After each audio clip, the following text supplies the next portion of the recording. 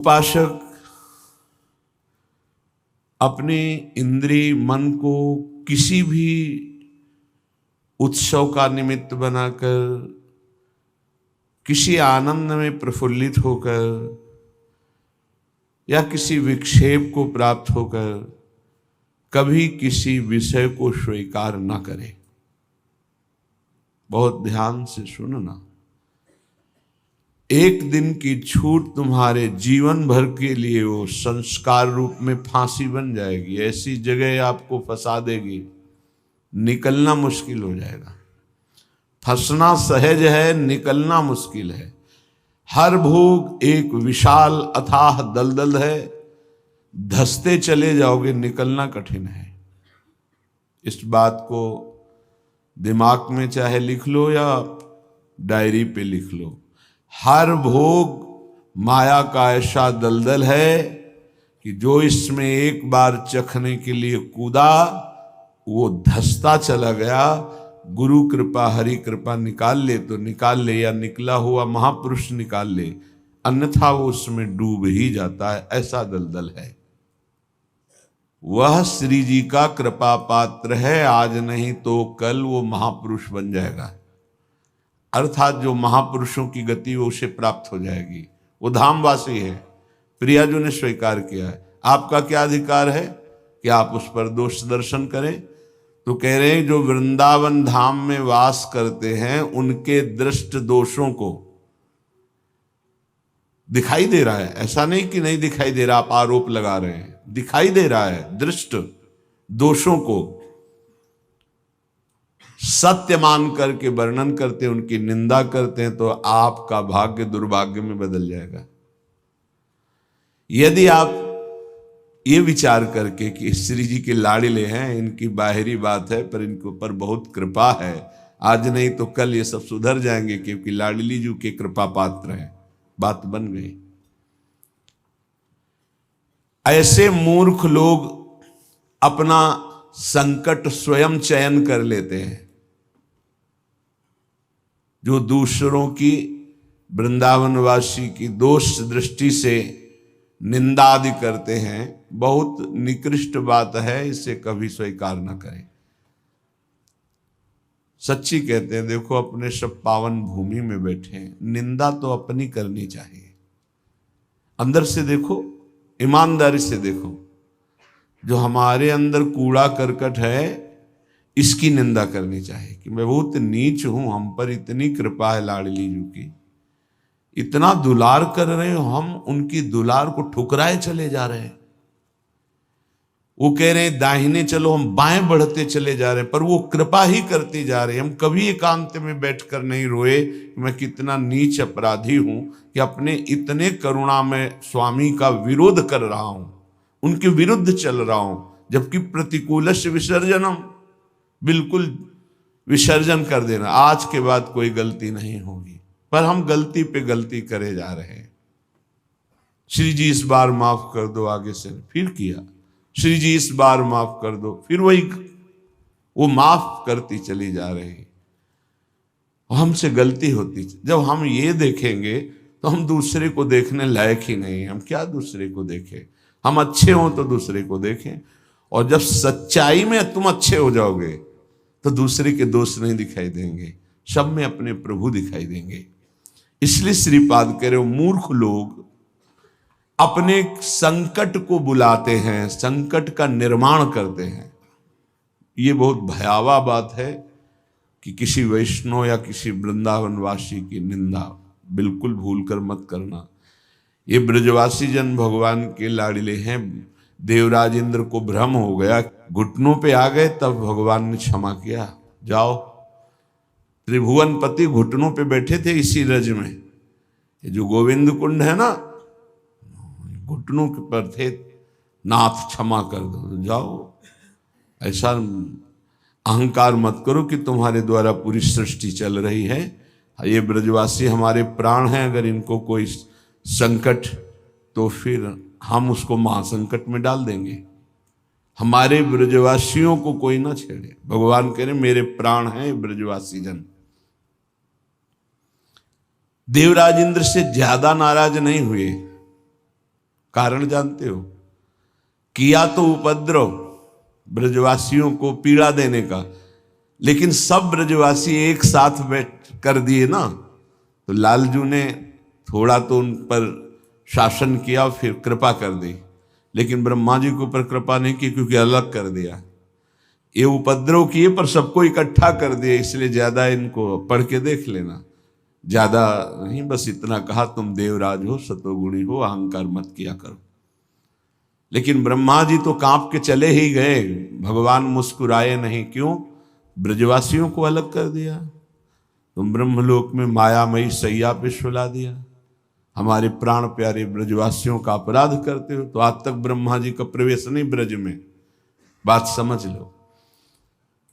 वो मूर्ख हैं जो वृंदावन या ब्रजवासी जो वास कर रहे हैं उनके प्रति दोष दृष्टि करें। 12 वर्ष में तो सिद्ध हो जाता है, 21 वर्ष में क्यों नहीं परिवर्तन हुआ? जी गलती।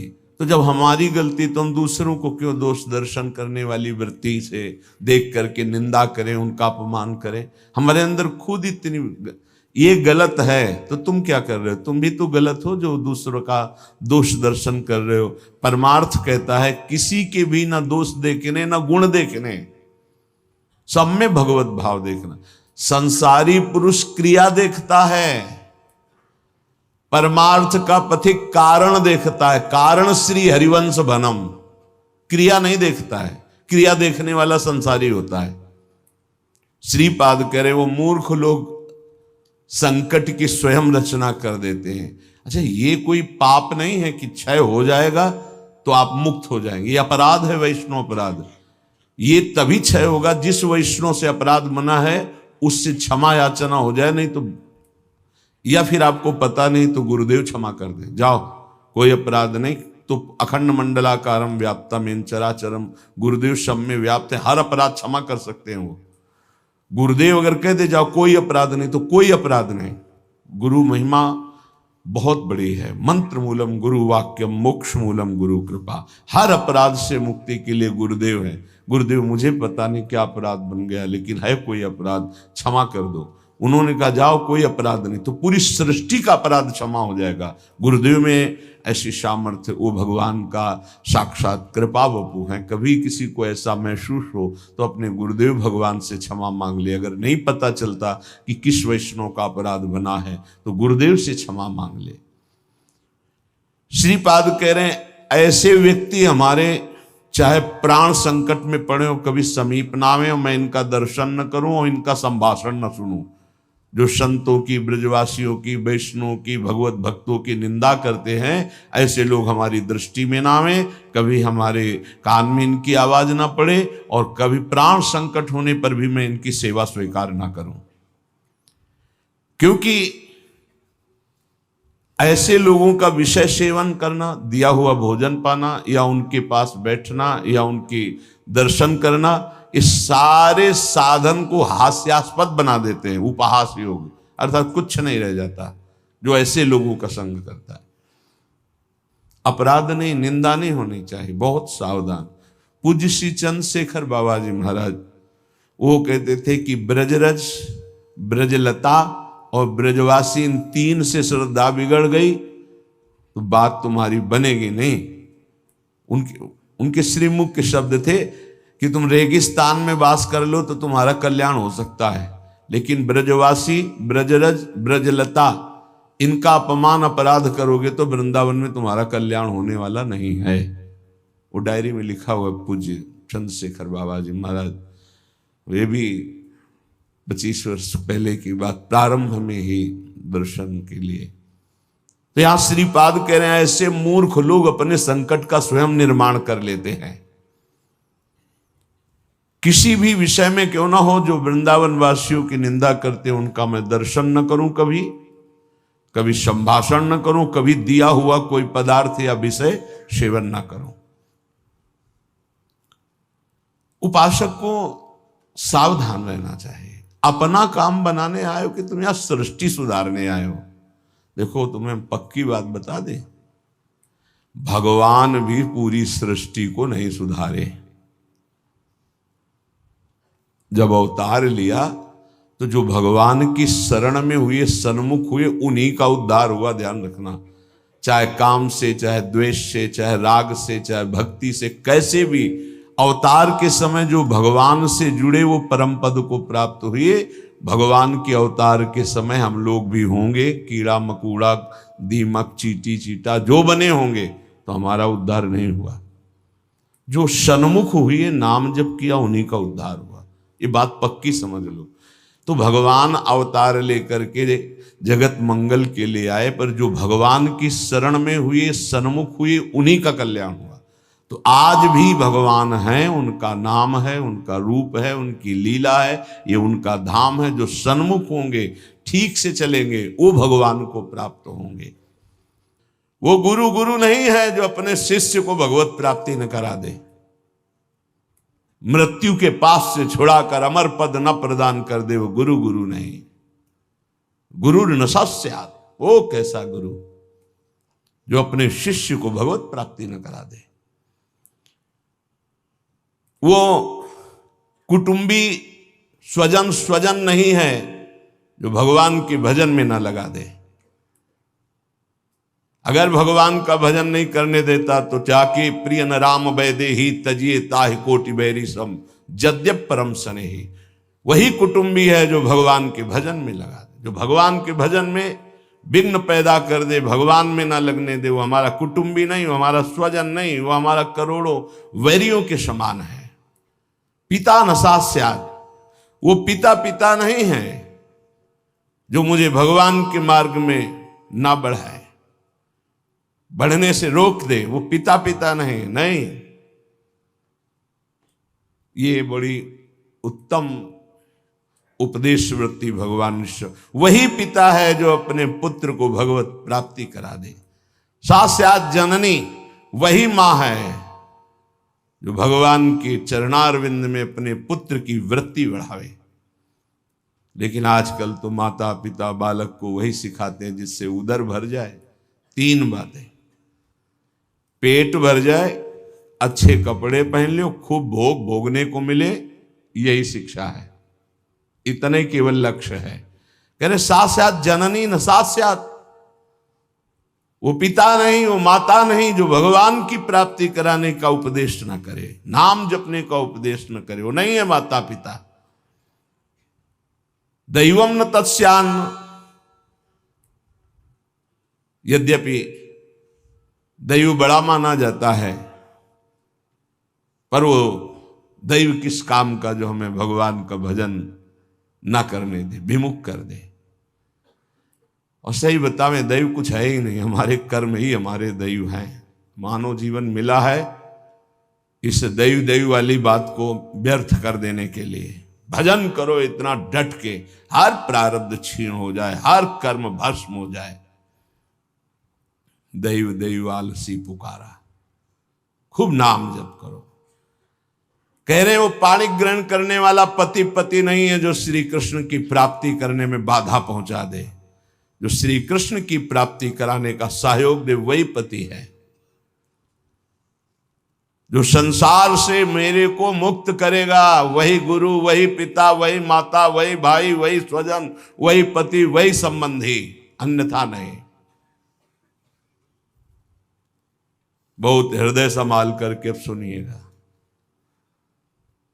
निष्किंचनस्य भगवद भजनोन्मुखस्य पारम परम जिगमिशोर भवसागरस्य संदर्शनम विषयिणामथ योषितांच हा हंत हंत विषभक्षणमतोप्य साधु। ए साधु विरक्त,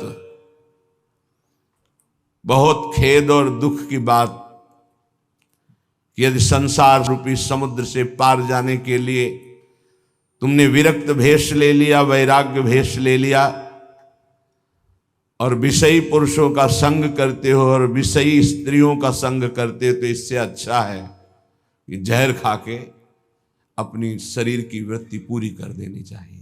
हा हंत हंत विष भक्षण तो पिशादो।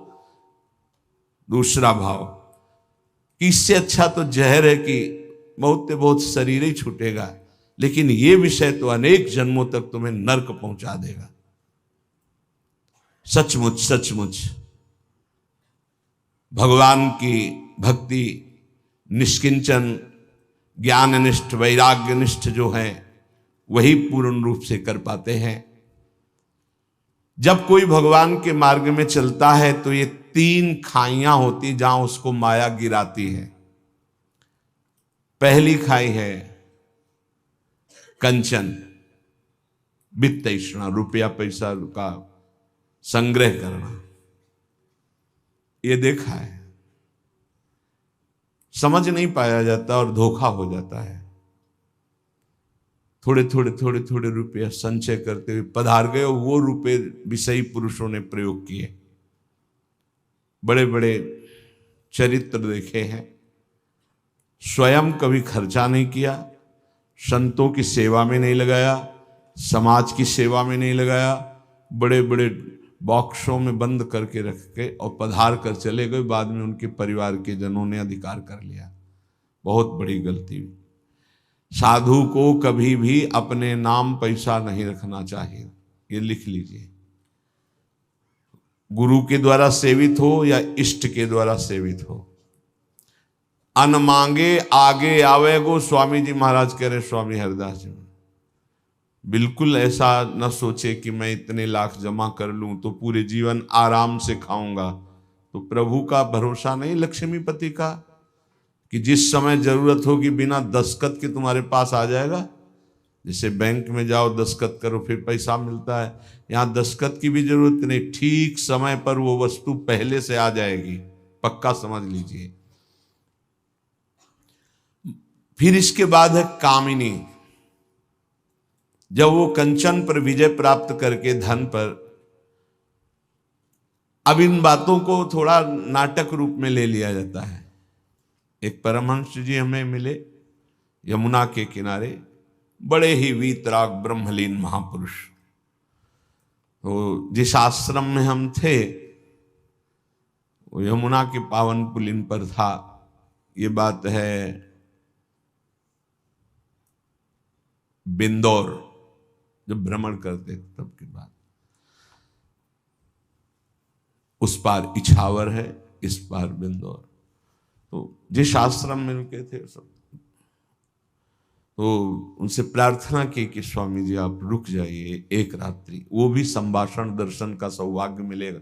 बड़े ही महापुरुष, छांदोग्य उपनिषद पास, बस लंगोटी इतना अचला, एक छड़ी, क्या ब्रह्म मूर्ति तेजो में। स्वीकार कर लिया। तो तखत में गद्दा बिछाकर वैसे ऊपर वस्त्र, उनका नहीं नारायण, हम ऐसी जगह बैठते हैं जहां कोई उतार ना सके। बोरा बिछाइए, बोरा में। उनको स्वामी जी आपके लिए नहीं, ये यहाँ की मर्यादा, संतों की मर्यादा पर ये गद्दा, ये इसके ऊपर पलंग पोष, ये संतों की मर्यादा नहीं होती। बेटा जमीन में बिछाओ। ऐसे एक एक चेष्टाएं उनकी थी कि थप्पड़ की तरह पड़ती थी। तो उनका महाराज यहाँ के महंत कौन है, तुम हो? उनका नहीं महाराज जी, हम तो यहाँ विचरण करते हुए। अच्छा, यहाँ के महंत कौन? उनका बाहर गए हुए हैं। महाराज जी वो भी बहुत त्यागी, पैसा नहीं लेते, पैसा नहीं लेते।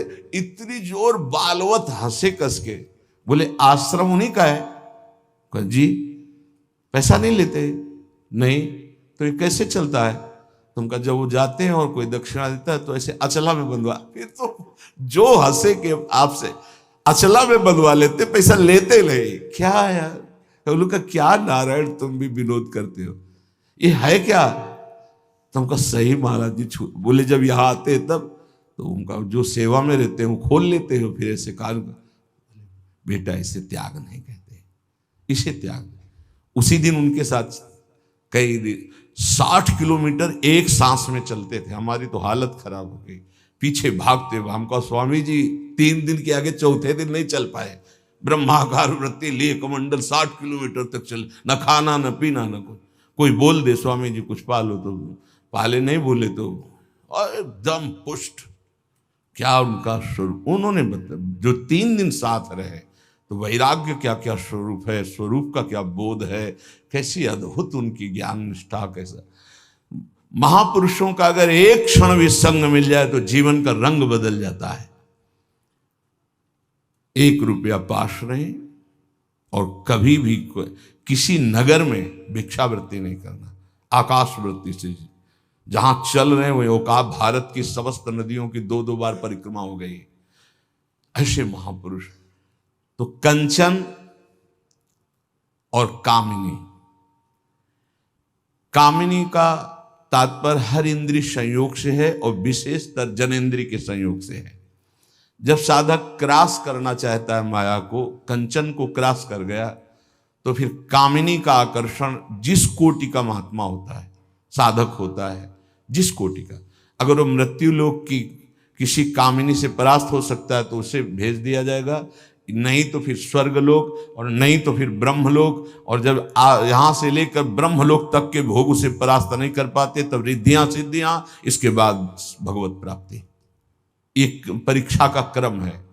फिर तीसरा है कीर्ति, मतलब पहले में ही जैसे 1 लाख चले तो पहले में ही बहुत मार के गिरा दिए गए कंचन में, फिर कुछ बचे तो कामिनी में, फिर जो बचे तो कीर्ति में, जो कामिनी कंचन कीर्ति तीनों को पार कर गया, तभी वो कहा गया को एक पाव भगति जिमि मोरी, वृष्टि शारदी कहूं कहूं थोरी। जैसे शरद में कहीं कहीं वर्षा होती है, ऐसे कोई बिरला मेरा भक्ति को प्राप्त, वही बिरला जो इन 3 पर विजय प्राप्त कर लेता है।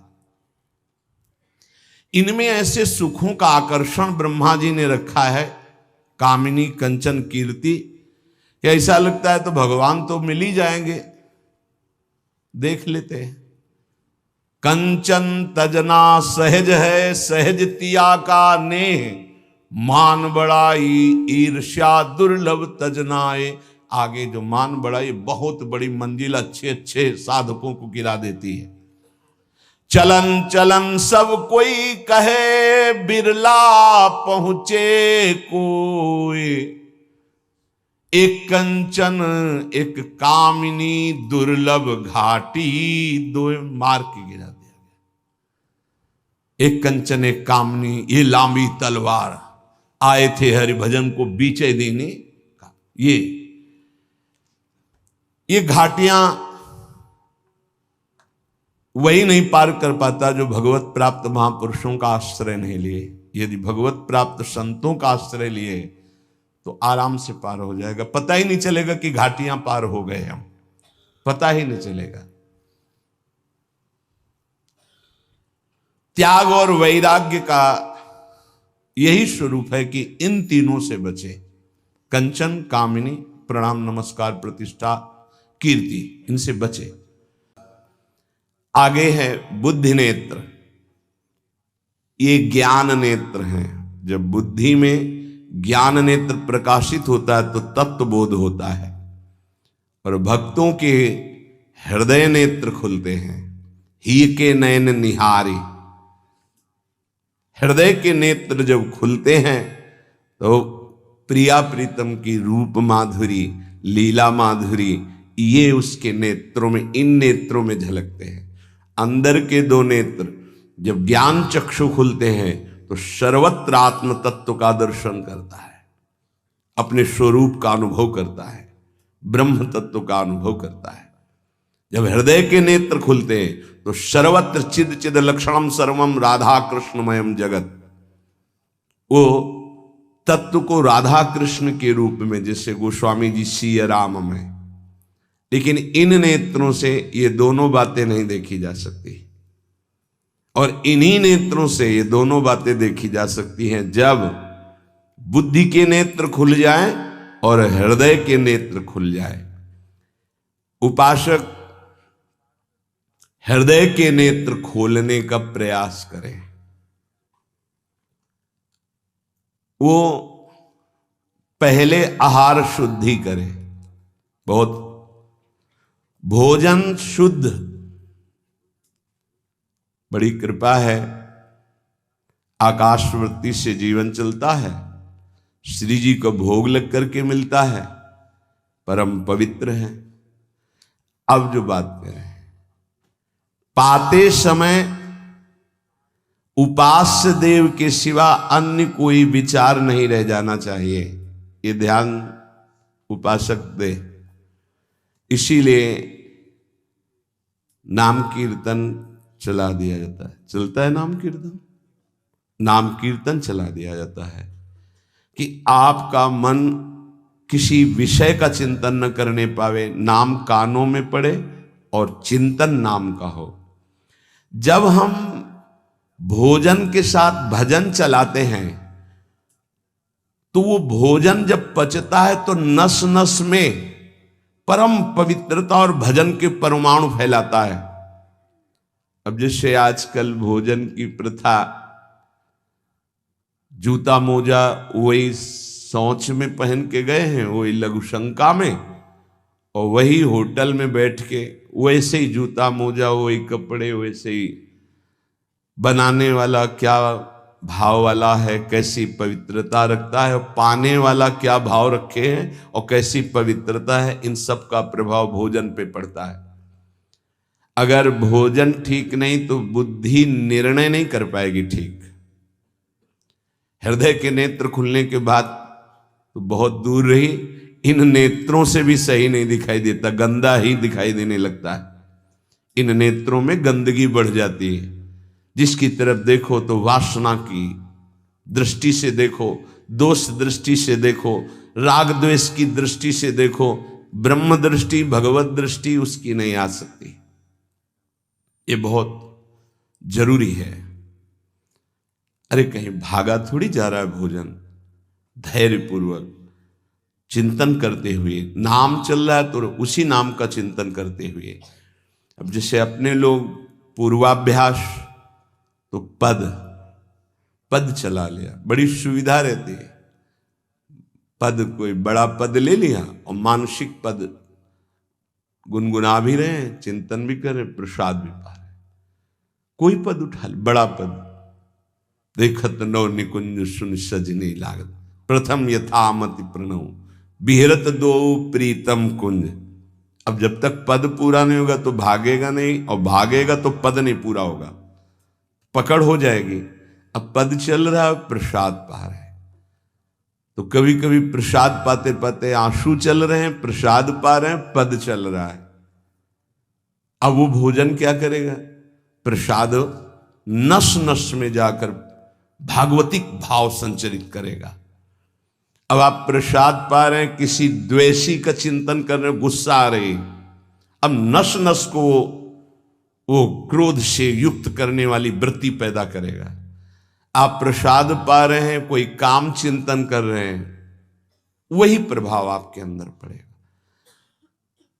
हमारी पद्धति रही है प्रसाद पाने की, चाहे जितना पवित्र हो, पर भोजन पाने के पहले हाथ पैर धोए गए, कुल्ला किया गया, पवित्र हो करके फिर वहां बैठ करके, पद्धति थी आसन पीढ़ा चटाई बिछा दी गई, पवित्रता पूर्वक बैठे, भोग सामने आया, भगवद अर्पित प्रसाद है तो जय जयकार और कीर्तन करके पा रहे हैं। अगर वो ऐसी जगह से मिला है, भगवद अर्पित नहीं है, तो अपने सामने 1 मिनट रुक कर भगवद अर्पित करते हैं, फिर जय जयकार इष्ट की, गुरुदेव की, भगवान नामों की गूंज करके फिर पाते।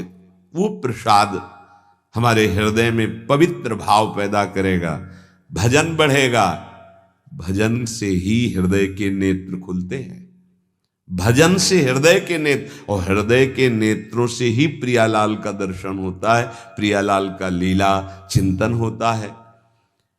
जो अपनी नस नस में नाम, पवित्रता, भक्ति, ज्ञान, तो भोजन में बहुत सावधान रहिए। ये 24 घंटे के लिए हमारे विचारों को अपवित्र या पवित्र करेगा भोजन। अगर अशुद्ध भोजन हो गया तो 2-3 दिन तक तो विक्षेप पड़ेगा ही। अगर बहुत ही निषिद्ध भोजन हो गया तो हो सकता है कि भजन भी रुक जाए, विक्षेप क्या रुक जाए, ऐसा ऐसा भोजन होता है। भोजन बहुत संभाल के, भले एक भूखा रहना पड़े तो अच्छा है 1-2 दिन, पर ऐसा भोजन न होने पावे जो हमारे भजन को छीण करे। प्रायः जब श्री जी की शरणागति दीक्षा दी जाती है यहाँ, तो पहला कि तुम्हें 11 माला गुरु मंत्र के तो करने ही हैं, दूसरा 12 पद चतुरासी जी के पढ़ने ही हैं पक्का, तीसरा तुम्हें उस रसोई से कभी भोजन नहीं पाना है जिसमें मांस बना है, जिसमें मांस रांधा गया है। भले तुमको वहां दाल रोटी खीर और ये सब बना के दे, पर वो सात्विक भोजन नहीं होगा, वो राक्षसी भोजन होगा, क्योंकि वो रसोई अपवित्र है, उसके पात्र पवित्र। ये दीक्षा के समय दिया जाता है। चौथा, जो तुम्हारे उपासना की, इष्ट की, गुरुदेव की, संतों की, भगवत स्वरूपों की निंदा करे, वो चाहे रिश्तेदार नातेदार चाहे कोई भी हो, हम उससे संभाषण बैठकर नहीं करेंगे, कान में उंगली डालकर राधा राधा बोलकर चले जाएंगे। ये दीक्षा के समय शिक्षा दी जाती है। यदि आप अपने कुसंग को नहीं त्याग सके, भोजन का सुधार नहीं कर सके, तो भजन में रुचि नहीं होगी। ध्यान रखना, हम जैसा अन्न पाते हैं वैसा मन बनता है, जैसा मन होता है वैसे ही चिंतन होता है। हमें हृदय के नेत्र खोलने हैं, तो हमें आहार पवित्र करना है। पवित्र आहार पवित्र चिंतन के साथ हमें पाना है, ऐसे जल्दीबाजी नहीं। जल्दीबाजी है तो हम नहीं पा रहे हैं, जब हमें समय होगा पा लेंगे। कोई प्राण थोड़ी निकल जाएंगे, एक बार न पाएंगे, एक दिन ना पाएंगे, नहीं निकलते। कई कई दिन भोजन न पाने पर भी ऐसा नहीं होता कि प्राण निकल गए। बड़ी सामर्थ्य है, प्रभु ने सामर्थ्य दी है। उपासक सावधान रहे, कहीं प्रसाद पाते समय कोई ऐसा दृश्य, ऐसी वार्ता न कर बैठे जो भजन में बड़ी हानि पैदा कर दे। जैसे आप मोबाइल रख लिए और आप ऐसे दृश्य देख रहे हो जो आपका सर्वनाश करने वाले हो, भोजन पा रहे हो, तो आप निश्चित समझ लेना, निश्चित भ्रष्ट हो जाओगे, आगे नहीं बढ़ पाओगे, गिर जाओगे। भोजन के समय यदि आपका मन पद में नहीं लग रहा, भजन में नहीं लग रहा, तो जैसे यंत्र है आपके पास, तो चतुरासी जी लगा दीजिए, सत्संग लगा दीजिए। आपका चिंतन बनना चाहिए भागवती, कोई गलत चिंतन नहीं। और अगर कोई पास बैठा है तो वार्ता नहीं होनी चाहिए। भोजन के समय वार्ता निषेध है, वो वार्ता का समय नहीं, वो एकाग्रता पूर्वक पूरे 24 घंटे के लिए हम अपने विचार पावन करने के लिए बिल्कुल मौन होकर के भगवत चिंतन या भगवत श्रवण करते हुए प्रसाद पावे। आप सब आज से ये नियम ले लें, केवल परोसने वाले की आवाज सुनाई देनी चाहिए। श्री जी का प्रसाद जो आप परोस रहे हैं उसका उच्चारण करते हुए आपको प्रसाद, रोटी प्रसाद चाहिए तो वो पूछ सकते हैं। इसके अलावा पाने वाले की आवाज बस जी दे दीजिए, इससे ज्यादा कोई शब्द नहीं आना चाहिए। देखो, अगर प्रार्थना मानोगे तो आप आगे परमार्थ में बढ़ोगे। जो प्रसाद पाने का समय है वो बहुत 24 घंटे के भजन के लिए बहुत कीमती बात है। अगर उस समय आपका कोई प्रपंच वार्ता, कोई लौकिक वार्ता, राग द्वेष वार्ता, बिल्कुल नहीं, मौन आज से नियम रख लो। दे दीजिए ये शब्द उच्चारण और ले लीजिए प्रसाद ये शब्द, इसके अलावा और कोई शब्द नहीं होना चाहिए।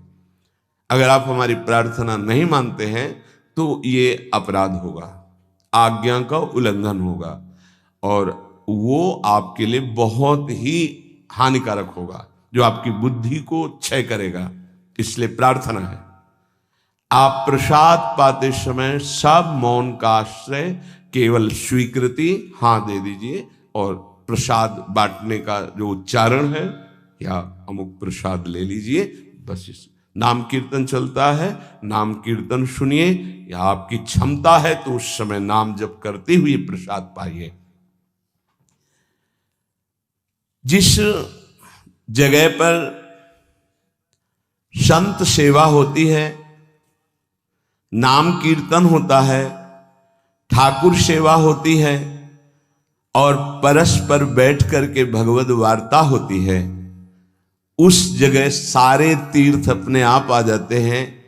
वहां वास करने वाले को किसी तीर्थ जाए या ना जाए, कहीं भी, संपूर्ण भुवन की बात कह रहे हैं, जिस घर में, जिस कुटिया में, जिस जगह में, जिस स्थान में नाम कीर्तन होता है, भगवत गुण कीर्तन होता है, साधु सेवा होती है, ठाकुर सेवा होती है, सारे तीर्थ स्वयं आकर वहां वास करने लगते हैं। तीर्थ क्या, तीर्थाधिपति तीर्थपाद भगवान वास करते हैं। जहां भगवान नाम कीर्तन, भगवत गुण गायन होता है, भगवान प्रकट होते हैं। मदभक्ता यत्र गायन्ति तत्र तिष्ठामि नारद, नाम वाणी जहां श्याम श्यामा तहां। सारे तीर्थ स्वयं वहां वास करते हैं। कुछ गृहस्थ जन कहते हैं हमारे घर में कोई चक्कर है, कोई टुटका कर दिया, कोई परेशानी। हम कह रहे हैं नाम कीर्तन कीजिए, ठाकुर सेवा घर में विराजमान कीजिए, 30 मिनट बैठ करके भगवत चर्चा कीजिए। हिंदी आती है, संस्कृत आती, जो जैसे भी आप, भागवत है, गीता जी है, रामायण जी है, भगवत चर्चा गुणगान कर रहे हैं प्रभु कुछ। उस घर में कोई अमंगल, कोई भूत प्रेत, कोई चक्कर, ऊपरी नीचरी कोई बाधा, ग्रह नक्षत्र कुछ नहीं, किसी को समझ नहीं आती कैसे सर्व मंगलमय भगवान का नाम समस्त पापों का नाश करके महामोद प्रकाशित करता है। अरे जहां एक भक्त बैठ करके नाम जप कीर्तन करता है, और जहां पूरा परिवार बैठकर नाम कीर्तन कर, उसका कितना प्रभाव होगा। एक भक्त करे तो उसके प्रभाव का वर्णन होता है। पूरा परिवार नाम कीर्तन कर रहा है, पूरा परिवार ठाकुर सेवा में बैठ करके 5 मिनट ही सही, आरती पूजा प्रणाम नमस्कार, पूरा परिवार 30 मिनट बैठकर भगवत चर्चा सुन रहा है। कोई एक भगवत चर्चा कर रहा, वो तीर्थ है घर। फिर ये तो परम धाम है, यहाँ तो महामोद मंगलमय है, यहाँ तो अखंड नाम कीर्तन भगवत चर्चा सब चलती ही रहती। आपको सावधान रहना, जो एक बार आदेश हो जाए उसका उल्लंघन ठीक नहीं है, और उसको तत्काल लागू किया जाए। अगर नहीं किया जाता तो उसे प्रमाद स्थिति कहते हैं, और फिर बुद्धि भ्रष्ट हो जाती है। कोई भी, चाहे वो साध्वी हो या उपासक हो, साधु हो, आज्ञा का उल्लंघन करने का स्वभाव ना डाले, नहीं तो प्रमाद स्थिति घसीट ले जाएगी। आज से जहां प्रसाद पाना प्रारंभ होता है और प्रसाद आचमन करने तक मौन, फिर हमें वार्ता ही किसी से करनी। प्रसाद पाने के समय वार्ता, ये तो हमें बात समझ में ही नहीं आई। उस समय कौन सी संगोष्ठी होती है, उस समय कौन सा प्रसंग होता है प्रिया प्रीतम के लीला चरित्र का। उस समय तो हम प्रसाद का स्वाद लेते हैं, उच्छिष्टामृत भुक्त वैव, प्यारी जू प्यारे जू ने पाया है, और नाम कीर्तन करते हैं तो हमारे हृदय के नेत्र खुलेंगे। तभी तो हमारी भजन में रुचि बढ़ेगी, जब हमारा प्रसाद पाते समय भजन होगा। बहुत ध्यान देने की बात है ये। अगर प्रसाद पाते समय प्रपंच, तो 24 घंटे प्रपंच चिंतन चलेगा। अगर प्रसाद पाते समय राग द्वेष की चर्चा, काम क्रोध की वार्ता, तो हृदय मलिन हो जाएगा। हम प्रसाद पाते हैं पवित्रता के लिए, प्राण पोषण के लिए, तो प्राण पोषण और पवित्रता दोनों होगी भगवत चिंतन से। केवल प्राण पोषण हुआ, बुद्धि अपवित्र हो गई तो फायदा क्या। जो नाम जप करता है उसको कभी ये चिंता नहीं करनी कि अब हमारे जो पूर्व पाप हैं वो कैसे नष्ट होंगे। वज्रम पाप मही भृताम, जैसे पर्वत को चूर चूर करने के लिए देवराज इंद्र जब वज्र का प्रहार करते हैं तो वो धूल हो जाता है, ऐसे पहाड़ जैसे भी पाप हों और नाम जप कर रहे तो नाम जप क्या करता है, वज्र के समान उस पहाड़ जैसे पाप पर टूट पड़ता है और उसे धूल धूसरित कर देता है। वज्रम पाप मही भृताम, हमें नाम पर ध्यान देना है। कैसे नाम जब छूट जाता है उपासक होकर भगवत प्राप्ति का लक्ष्य बना के, और तुम्हें चैन है, इसका मतलब है आपका लक्ष्य भी भजन भगवत प्राप्ति नहीं बना। नहीं तो चैन के तद विस्मरणेन परम व्याकुलते थे। भगवद्रोद्रेकस्य सिद्धौषधम, ये नाम संसार रोग के आवेश को शांत करने की सिद्ध औषधि है। जासु नाम भव भेषज, ये भगवान नाम ये भव रोग की अचूक औषधि है। अर्थात नाम जापक को भी ये भी चिंता नहीं करने की हमारा कल्याण होगा कि नहीं। नाम चल रहा है, यह हमें भव समुद्र से पार ही नहीं, भव समुद्र को सुखा देगा। नाम लेत भव सिंधु सुखाही, करो विचार सुजन मन माही। पाप के पर्वत को वज्र की तरह नाम टूटकर धूल धूसरित कर देता है और भव समुद्र को सुखा देता है। पार जाने की जरूरतें नहीं, खत्म ही हो जाता है, कल्याण की चिंता नहीं। मिथ्या ज्ञान निशा विशाल तमसस तिगमांशु बिंबोदय, ये नाम अज्ञान रूपी घोर अंधकारमयी रात्रि के नाश के लिए भगवान भुवन भास्कर सूर्य के समान है। उपासक को अभी ये भी चिंता नहीं करनी कि हमें तो कोई ज्ञान नहीं है, हमारे अंदर तो अभी बड़े आकर्षण है संसार के, अविद्या है। बिल्कुल चिंता मत करो। नाम जब चल रहा तो जैसे घोर अंधकार रात्रि में है, सूर्य उदय होते ही वो सब नष्ट हो जाता है, ऐसे ही नाम जापक के हृदय का अज्ञान अंधकार नष्ट करने के लिए भगवान नाम सुंदर ज्ञान प्रकाश कर देते हैं। अन्य उसे कोई पढ़ने लिखने की आवश्यकता नहीं पड़ेगी। नाम जब से अपने, जैसे कल आप सत्संग में ध्यान दीजिए, सुन रहे थे कि जिसका अंतःकरण शुद्ध हो जाता है, जो राग द्वेष रहित महात्मा है, बिना पढ़े सारे वेदों का अर्थ उसके हृदय में स्फुरित हो जाता है। मिथ्या ज्ञान निशा विशाल तमसस तिगमांश बिंबोदय, अज्ञान रात्रि के घनीभूत अंधकार के नाश के लिए प्रभु का नाम सूर्य के समान है। क्रूर क्लेश मही रुहा मूर्तर ज्वाला जटालह सिखे, ये क्रूर कर्म कराने वाले काम क्रोध लोभ मोह मद मत्सर इनका जंगल है। इस जंगल को नष्ट करने के लिए दावाग्नि के समान नाम है, इसको भस्म कर देगा, सारे विकारों को भस्म कर देगा नाम। क्रूर क्लेश मही रुहा मूर्तर ज्वाला जटाला सिकी, जैसे प्रचंड दावानल पूरे वन को भस्म कर देता है, ऐसे नामाग्नि समस्त विकारों को भस्म कर देती है। हमको ये भी चिंता नहीं करनी कि हमारे अंदर विकार काम क्रोध लोभ मोह मद मत्सर है। नाम चिंतन करो, चिंता नहीं। द्वारम निर्वृत्ति सन्मनो विजयते कृष्णेति वर्णद्वयम, ये परम शांति परमानंद का द्वार खुल गया यदि जिह्वा पे कृष्ण कृष्ण कृष्ण राधा राधा राधा राम कृष्ण हरि, जो नाम गुरुदेव ने दिया, अगर वो नाम चल रहा है तो अब चिंता भी नहीं करनी कि हमारा परम पद मिलेगा, कल्याण होगा कि नहीं। नहीं, द्वार में प्रवेश कर गए। जिह्वा पे नाम मतलब द्वार में प्रवेश कर गए। महाराज जी, लोग तो कहते हैं कि जिह्वा से नाम जप करने से कोई लाभ नहीं मिलेगा। कहते कर में तो माला फिरे, जीव फिरे मुख माही, मनुआ तो चहु दिस फिरे, यह तो सुमिरन नाहि। कुछ लोग कहते हैं हाथ में माला चल रहा है, जीभ में नाम चल रहा है, मन संसार में घूम रहा है, इससे तो कोई लाभ मिलेगा नहीं।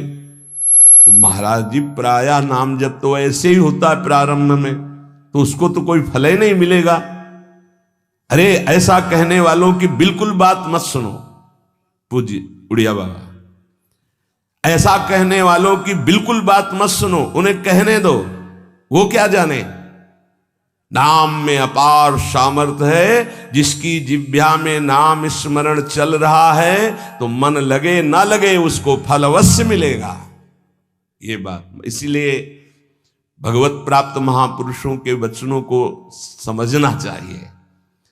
अब कौन सा दोहा कहां से उठा के कैसे, अब अगर ये दोहा नए साधक को सुनाया जाए कि कर में तो माला फिरे और जीभ फिरे मुख माह और मनुआ तो 34 फिरे, ये तो सुमिरन नाय, तो जो शुरू किया वो भी रख देगा माला कि फल ही नहीं मिलना तो हम क्या करें।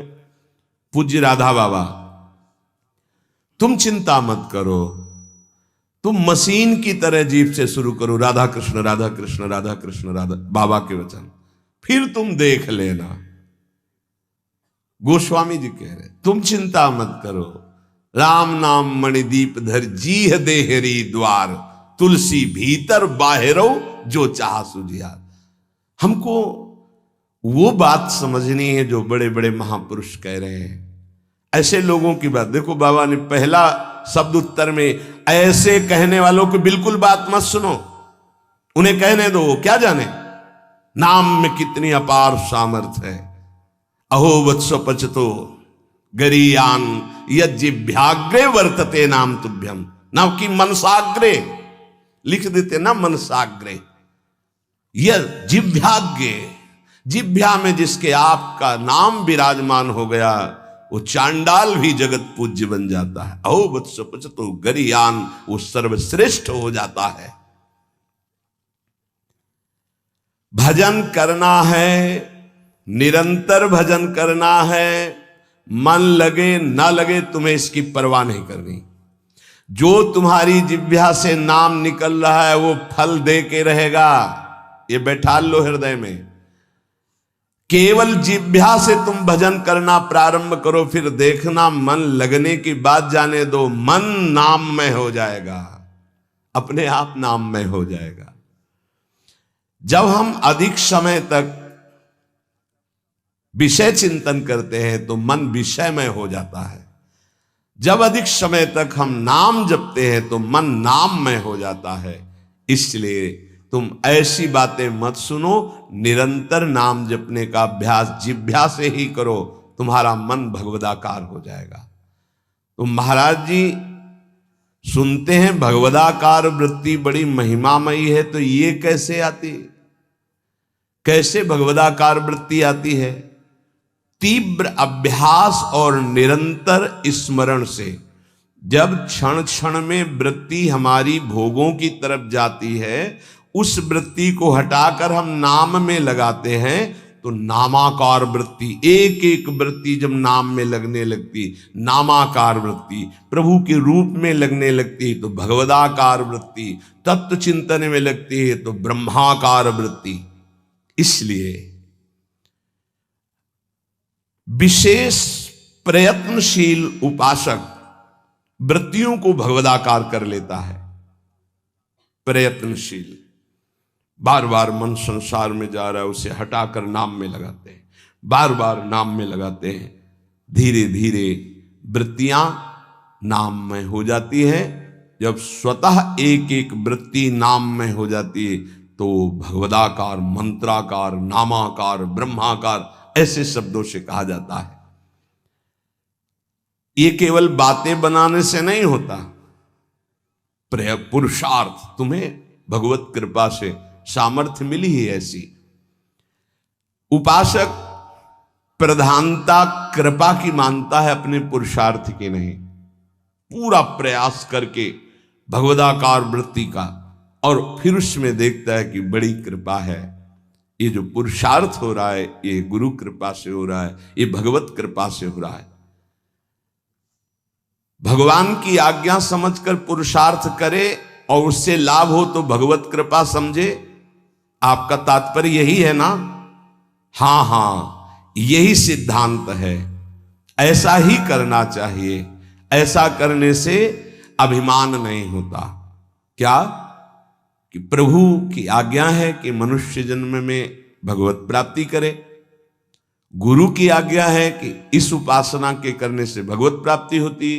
तो हमें जितना पुरुषार्थ मिला है, सामर्थ्य मिली, हम पूरी सामर्थ्य लगाकर साधना करते हैं, नाम जप करते हैं, पर हम ये देखते हैं कि ये सब भगवत कृपा से हो रहा है। प्रभु की कृपा से ही हमारी भजन मार्ग में रुचि हुई, भजन बना, पुरुषार्थ बना, इस सब कृपा से। तो अभिमान नहीं आएगा। महाराज जी आप तो नाम जपने के लिए कह रहे हैं, लेकिन बहुत से विद्वान लोग नाम नहीं जपते। क्यों नहीं जपते? भैया नाम जप करना तुमने कोई साधारण समझ रखा है? भगवत कृपा के बिना भगवान नाम नहीं लिया जा सकता। हरिवंश कृपा हरिवंश कहें, हरिवंश कहें, हरिवंश लहें। हरिवंश कृपा हरिवंश कहें, हरिवंश कहें, हरिवंश लहें। हरिवंश की कृपा से श्री हरिवंश, जो श्री हरिवंश कहते हैं, उनको हरिवंश की प्राप्ति होती है। अर्थात वृंदावन में विराजमान सहचरियों के मध्य में श्यामा श्याम, हा हरि रा राधा बा वृंदावन सा सहचरी, उनकी प्राप्ति होती। हम राधा राधा बोल रहे तो किशोरी जी बुलवा रहे, इसलिए बोल रहे। कृष्ण कृष्ण बोल रहे तो जेई कृष्ण ते नाम, मानो साक्षात भगवान कृष्ण नाम से स्फुरित हो रहे, साक्षात प्रिया जो राधा नाम से हमारी जिह्वा में विराजमान। तो ये जरूरी थोड़ी है कि विद्वान है तो भगवत कृपा पात्र ही है। भगवन नाम भगवत कृपा पात्र जन जपते हैं। भगवत कृपा के बिना नाम नहीं निकल सकता जिह्वा से।